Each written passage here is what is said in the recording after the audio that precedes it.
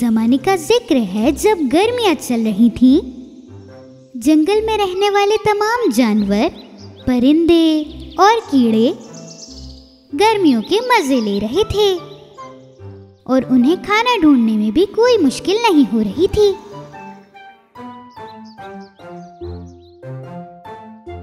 और grass hopper के लिए ये एक आम दिन था। वो अपनी जमा की हुई जड़ें खा रहा था और साथ में वायलिन बजा रहा था, एक पेड़ के नीचे बैठकर। ला ला मैं गाना गा रहा हूँ अपने वालन के साथ और मेरी आवाज भी कितनी खूबसूरत है। ला ला ला ला ला। जब उसने इतना बेसुरा गाना खत्म किया, उसे एक आवाज आई। उसने गौर से सुना। ये जानने के लिए ये आवाज किसकी और कहां से आ रही है, वो पेड़ के ऊपर चढ़ गया और उसने देखा कि काफी दूर से कुछ चींटियां अपने रास्ते पर जा रही हैं। बड़ी मेहनत से वो चींटियां अपने अपने लिए खाना लेकर जा रही थीं, जो कि उन्होंने बड़ी मुश्किलों से ढूंढा है। ग्रास हॉपर जल्दी से नीचे कूदा और वो बहुत हैरान हो गया क्योंकि उसने देखा कि चींटियां गायब हो चुकी हैं। ये चींटियां कहाँ गायब हो गईं? वो तो हमेशा काम करती रहती हैं। और उसी वक्त उसने देखा कि एक चींटी उसके पास आ रही है। वो चींटी अपने से भी बड़ा खाना लेकर जा रही थी।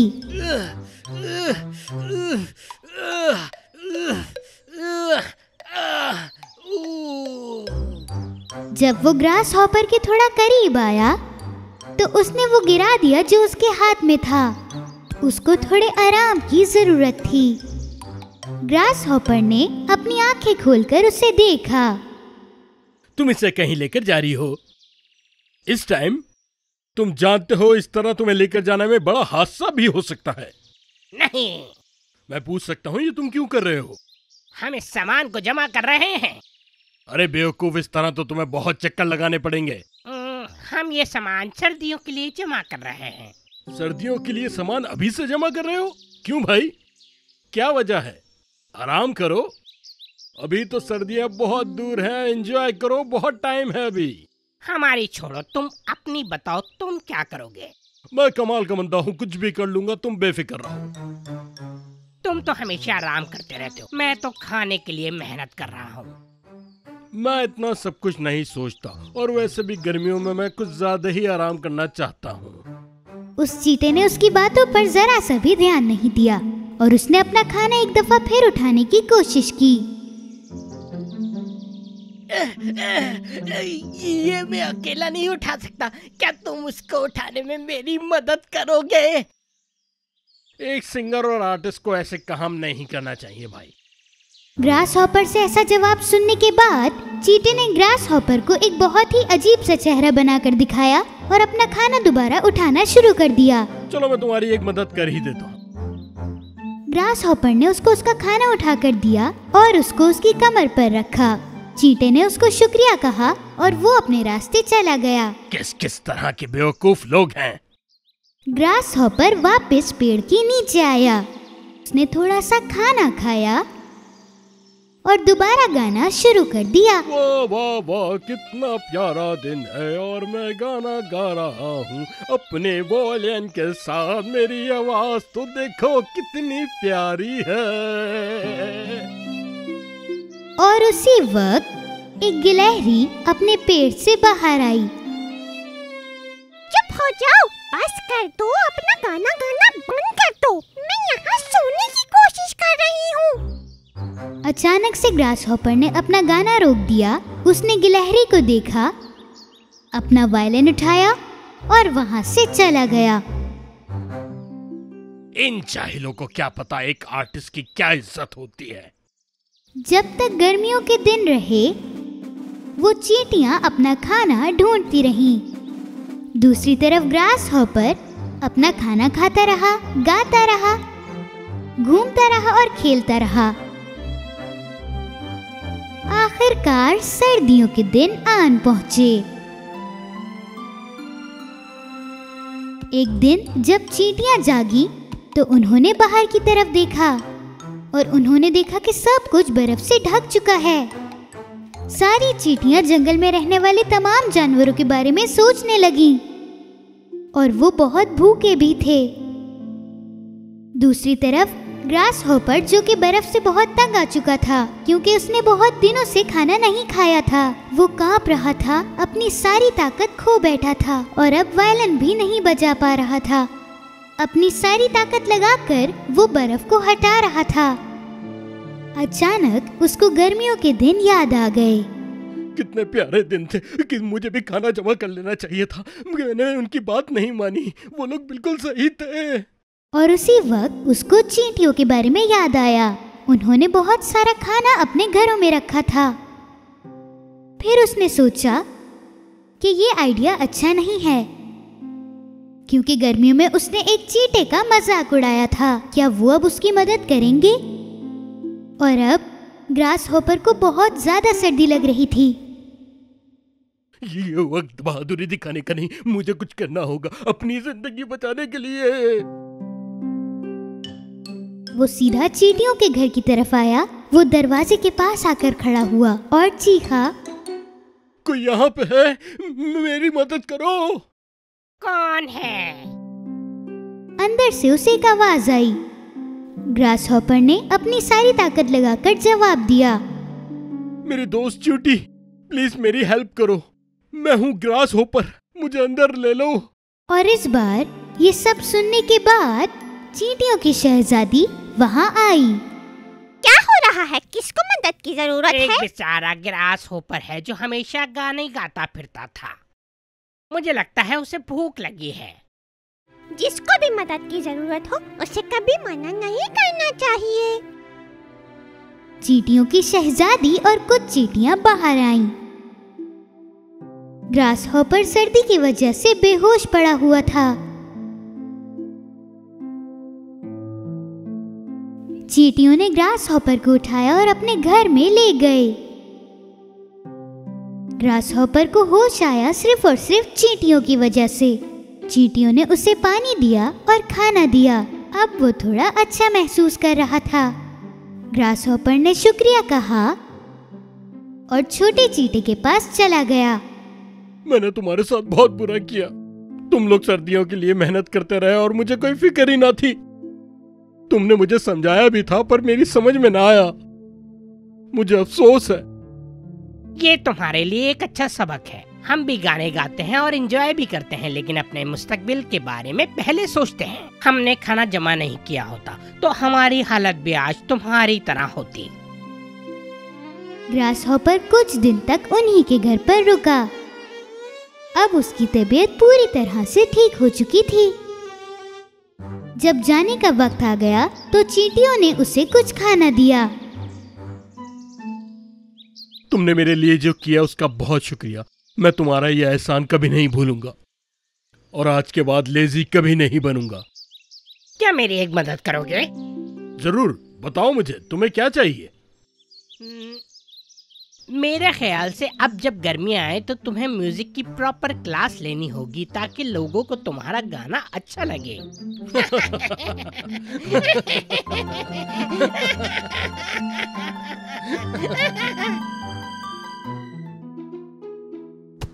एक जमाने का जिक्र है।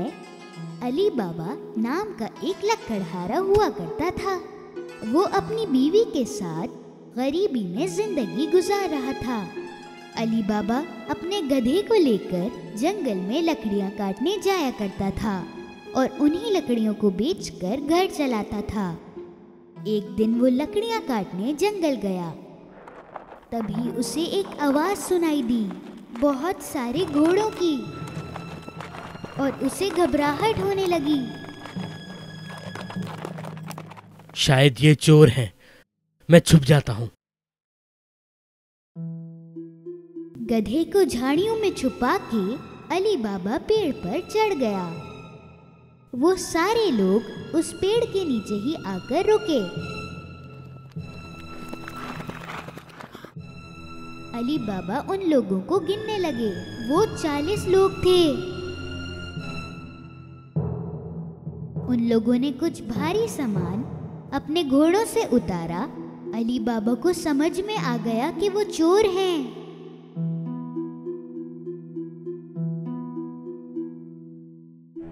उनका मालिक एक बड़े से पत्थर की तरफ गया और चिल्लाया, खुल जा सिम सिम। तभी कुछ अजीब सा हुआ। वो बड़ा सा पत्थर हट गया और एक दरवाजा सामने दिखा और सामने थी एक गुफा। सभी चोर एक एक कर अंदर गए अपने भारी सामान के साथ। आखिरी चोर के जाते ही वो पत्थर फिर से अपनी जगह आ गया। अली बाबा को यकीन नहीं हुआ, पर थोड़ी देर में वो पत्थर फिर से हिला और सारे चोर बाहर आने लगे।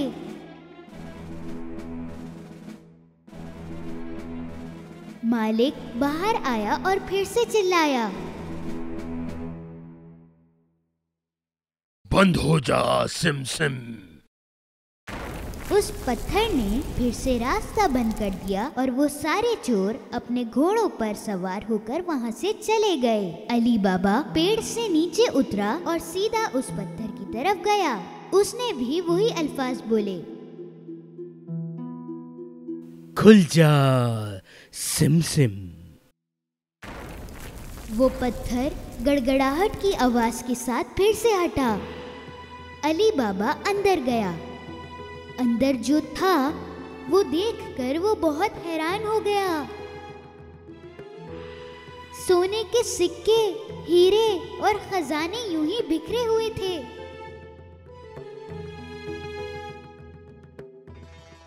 उसने बहुत सोचा और 3 बोरों में बहुत सारा सामान लिया और वहां से चला गया। बाहर उसने फिर से वही अल्फाज बोले जो मालिक ने बोले थे, बंद हो जा सिम सिम। उसने सारा सामान अपने गधे पर रखा और घर चला गया। घर पहुंचकर उसने अपनी बीवी को वो सामान दिखाया। उसे भी समझ नहीं आया कि अली बाबा ये सब लाया कहाँ से। इतना सोना कहाँ से मिला? अली बाबा ने उसे सारी कहानी बताई। वो सुन के बड़ी खुश हुई और सारा सामान निकालने लगी। चलो गिनते हैं, हमारे पास कितने सिक्के हैं। नहीं, एक गड्ढा खोदकर इसे छुपा देते हैं। तुम गड्ढा खोदो, मैं तुम्हारे भाई कासिम से नापने के लिए बर्तन लेके आती हूँ। अली बाबा का भाई कासिम बहुत अमीर था पर लालची भी था। वो कभी अली बाबा की मदद नहीं करता। इसलिए अली बाबा ने बोला, सिक्कों के बारे में किसी से कुछ मत कहना, किसी से भी नहीं। उसकी बीवी कासिम से नापने का बर्तन लेने वहां गई। कासिम को दाल में कुछ काला लगा तो उसने पूछा, तुम्हें क्यों चाहिए? क्या नापोगी उसमें? अली बाबा की बीवी ने कासिम से झूठ बोला। कासिम को उसकी बातों पर यकीन नहीं हुआ। उसने चुपके से बर्तन के नीचे शहद लगाकर दे दिया। उसी बर्तन में सोने के सिक्के नापने लगे दोनों, और फिर सारे सिक्के दफना दिए।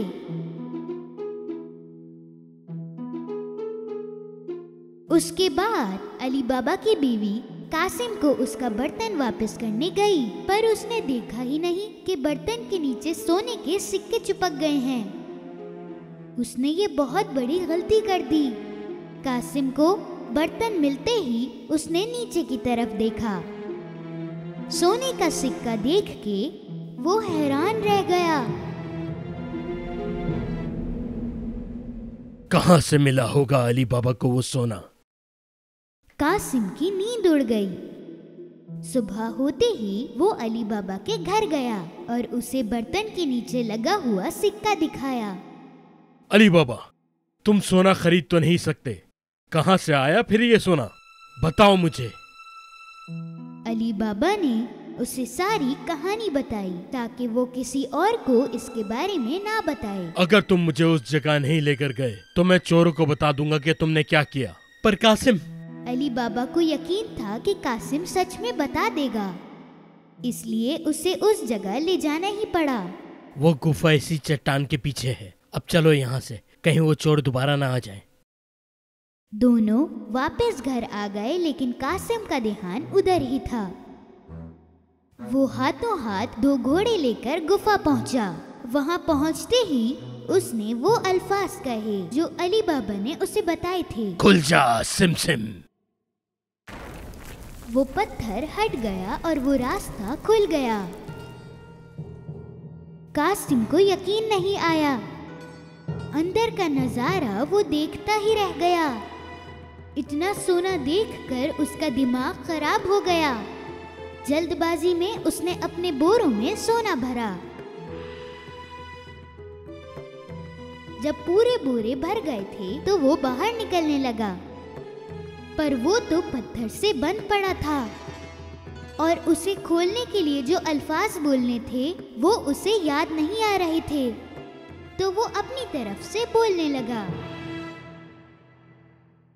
खुल जा टिमटिम, खुल जा समसम, खुल जा टमटम। उसने बहुत कुछ बोला, लेकिन वो पत्थर हटा नहीं। वो बहुत घबरा गया क्योंकि उसे कोई रास्ता नहीं मिल रहा था। थोड़ी ही देर में चोर गुफा में आ गए। उनको कासिम के घोड़े देखकर बहुत हैरानी हुई और सारे चोरों ने अपनी तलवारें निकाली। खुल जा सिम सिम।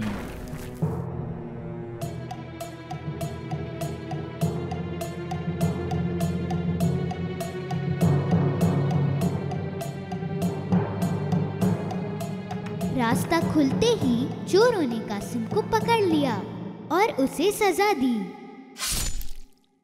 तो ये चोर हमसे चोरी कर रहा था। बहुत रात होने पर कासिम की बीवी अली बाबा के घर जा पहुंची। उसने अली बाबा से मदद मांगी। अली बाबा भी काफी परेशान थे। वो गुफा पहुंचा तो उसे कासिम के घोड़े दिखे। तब उसे समझ आया कि कासिम को चोरों ने मार डाला है। उसने अपनी बीवी को सब कुछ बताया। उन्होंने फैसला किया कि ये बात वो किसी को नहीं बताएंगे। कुछ दिनों बाद अली बाबा और उसकी बीवी कासिम के घर रहने लगे। उन्होंने उसका कामकाज संभाला और तरक्की की। वो दिन ब दिन अमीर होते गए। उसी वक्त चोरों के मालिक को समझ आया कि दिन ब दिन सोना खत्म होता जा रहा है। तो उसने एक चोर को नजर रखने के लिए कहा, शहर में जाओ और देखो कि क्या कोई नया नया अमीर हुआ है और बहुत खर्चा करने लगा है। उस चोर की नजर पड़ी अली बाबा पर, जो सोने के सिक्के लेकर बाजार में घूम रहा था। उसने उसका पीछा किया। अली बाबा के घर में घुसते ही चोर ने उसके दरवाजे पर निशान लगा दिया। शाम को जब कासिम की बीवी घोड़ों को पानी देने गई, उसने वो निशान देखा। उसे समझ में आ गया कि कोई मुसीबत आने वाली है। तो उसने रंग लेकर सारे दरवाजों पर ऐसा निशान बना दिया। सुबह होते ही 40 चोर अली बाबा का घर ढूंढने के लिए आए। तब उन्हें सारे दरवाजों पर एक ही निशान दिखा। हार के वो वापस चले गए, पर उनका मालिक जिद्दी था।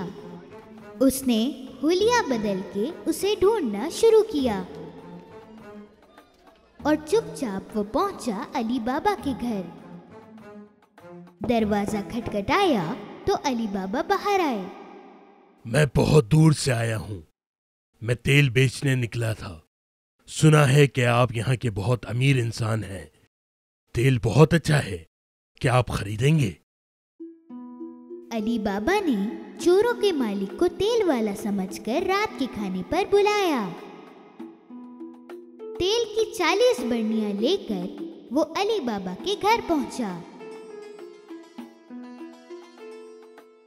अली बाबा ने उसकी बहुत खातिरदारी करी।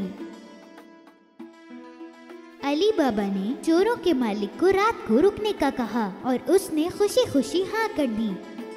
जब वो दोनों खाना खा रहे थे, कासिम की बीवी तेल की बर्नियां देखने गईं। उन्हें कुछ आवाज सुनाई दी। क्या हम निकल जाएं? नहीं नहीं, थोड़ी देर और। तब उन्हें समझ आया कि इनमें तेल नहीं बल्कि चोर छुपे हैं, और उसे समझ आया कि ये लोग क्यों आए हैं। वो किचन में गई और तेल गरम करने लगी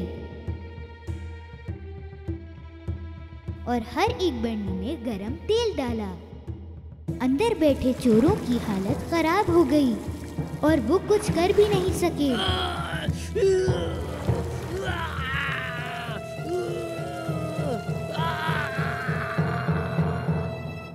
देर रात सबके सोने के बाद सरदार चोरों के पास आया। अब निकलाओ। किसी ने जवाब नहीं दिया तो उसने दोबारा बोला। सो गए हो क्या? उसने फिर बोला पर कोई जवाब नहीं मिला। तो उसने एक बर्नी खोल के देखा। उसे जो दिखा उससे वो बहुत डर गया। कहीं वो भी ना पकड़ा जाए, इस डर से वो भागा और कभी वापस नहीं आया। अगली सुबह कासिम की बीवी ने अली बाबा को सब बताया। अब वो बिना चोरों की परवाह किए पूरी फैमिली के साथ हंसी खुशी जिंदगी गुजारने लगे।